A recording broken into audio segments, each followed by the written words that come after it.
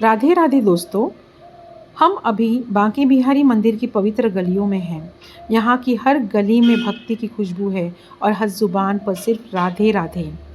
यहाँ आपको प्रसाद की दुकानें, फूल मालाएं, राधा कृष्ण की सुंदर मूर्तियाँ और तुलसी की मालाएं मिल जाएंगी। अगर आप वृंदावन आए तो इन गलियों में पैदल ज़रूर चले। यहीं असली वृंदावन का अनुभव मिलता है। राधे राधे। यहाँ भीड़ ज़रूर रहती है, लेकिन यहाँ की ऊर्जा इतनी सकारात्मक है कि थकान महसूस ही नहीं होती। ऐसा लगता है जैसे हर गली हमें श्री कृष्ण के और करीब ले जा रही हो। लोग बिहारी जी को अर्पित करने के लिए बड़े प्रेम से प्रसाद और फूल खरीदते हैं। इन दुकानों में राधा कृष्ण की सुंदर मूर्तियाँ, बांसुरी, मुकुट, पोशाक और तुलसी की मालाएं भी मिलती हैं। अगर आप घर के लिए कोई स्मृति चिन्ह ले जाना चाहते हैं तो यहाँ बहुत सारे विकल्प हैं। दोस्तों, इन गलियों में सिर्फ पूजा की सामग्री की दुकानें नहीं बल्कि बहुत सारी मिठाई की दुकानें भी हैं। वृंदावन आए और मिठाई न खाए, ऐसा कहीं हो सकता है? आखिरकार हम पहुंच ही गए वृंदावन के सबसे प्रसिद्ध मंदिर, बांके बिहारी मंदिर। यह वही पावन स्थान है जहां लाखों श्रद्धालु हर साल सिर्फ एक झलक पाने के लिए आते हैं।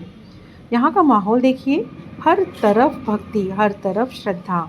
जय हो बांके बिहारी लाल की के जयकारों से पूरा वातावरण गूंज रहा है। दिल में एक अलग ही शांति महसूस हो रही है। इतनी भीड़ के बावजूद यहाँ की ऊर्जा बहुत पॉजिटिव है। हम दर्शन के लिए लाइन में लग रहे हैं। देखते हैं कि कब बिहारी जी की झलक मिलती है। मन में बस एक ही भावना है, धन्यवाद और आभार। कहते हैं जो भी सच्चे मन से यहाँ आता है ना, खाली हाथ नहीं लौटता। अब हम पहुँच गए हैं वृंदावन के सबसे रहस्यमयी और पवित्र स्थान निधिवन।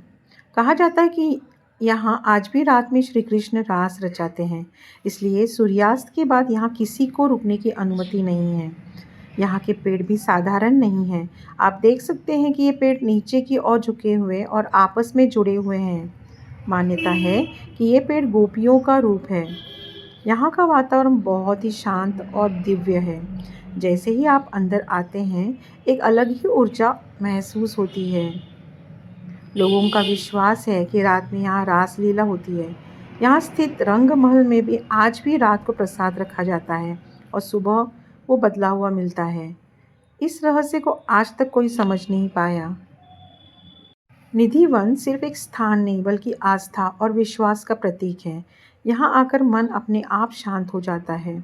अगर आप वृंदावन आए तो निधिवन ज़रूर आए, लेकिन यहाँ की मर्यादा और नियमों का पालन ज़रूर करें। राधे राधे।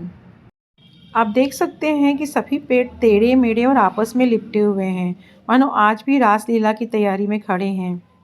कहा जाता है कि शाम की आरती के बाद यहाँ इंसानों का रुकना वर्जित है। स्थानीय लोग मानते हैं कि रात में यहाँ दिव्य लीला होती है। निधिवन हमें ये सिखाता है कि कुछ चीज़ें समझने के लिए नहीं बल्कि महसूस करने के लिए होती है। दोस्तों, यहाँ का माहौल इतना भक्ति से भरा हुआ है कि कुछ लोग अपने आप ही झूमने लगे हैं। देखिए कैसे भजन की धुन पर श्रद्धालु पूरी श्रद्धा से नाच रहे हैं। यहाँ कोई दिखावा नहीं है, कोई झिझक नहीं है, बस सच्ची भक्ति और भगवान के प्रति प्रेम। जब राधे राधे और जय श्री कृष्ण की आवाज़ गूंजती है ना, तो पैर अपने आप थिरकने लगते हैं। ये देखिए, यहाँ पर बनी हुई है गोपियों की सुंदर मूर्तियाँ। गोपियाँ सिर्फ कहानी का हिस्सा नहीं थी, वे शुद्ध प्रेम और समर्पण की प्रतीक भी थी। कहते हैं वृंदावन की मिट्टी में आज भी उनकी भक्ति बसी हुई है। जब मैं इन मूर्तियों को देखती हूँ ना, लगता है जैसे वो आज भी कान्हा की राह देख रही हैं। अब हम पहुंच गए हैं प्रसिद्ध बंसी चोर राधा रानी मंदिर में। इस मंदिर की कहानी बहुत ही प्यारी है। कहते हैं एक बार राधा रानी ने कृष्ण जी की बंसी छुपा ली थी, इसलिए यहाँ उन्हें बंसी चोर कहा जाता है। ये सिर्फ कहानी शरारत की नहीं है, ये राधा और कृष्ण के मधुर प्रेम को दर्शाती है। वृंदावन आए हैं तो एक ज़रूरी बात, यहाँ बंदरों से सावधान रहना बहुत ज़रूरी है। अक्सर ये लोगों का चश्मा, मोबाइल या प्रसाद तक ले जाते हैं। फिर हमने यमुना जी में बोटिंग की। ये सिर्फ बोटिंग नहीं थी, एक स्पिरिचुअल एक्सपीरियंस था, एक कनेक्शन था अपने अंदर के सुकून से। बोटिंग करते वक्त हमने घाटों के दर्शन किए, सारे घाटों के दर्शन किए हमने। घाट की अपनी कहानी है, अपना महत्व है। यहाँ बैठकर लगता है जैसे समय रुक गया हो। लोग आरती कर रहे थे, दीपक जला रहे थे और पूरा वातावरण भक्ति में डूबा हुआ था। आप कभी वृंदावन आए तो ये सारे दर्शन, ये सारी जगहों के दर्शन ज़रूर करें। राधे राधे।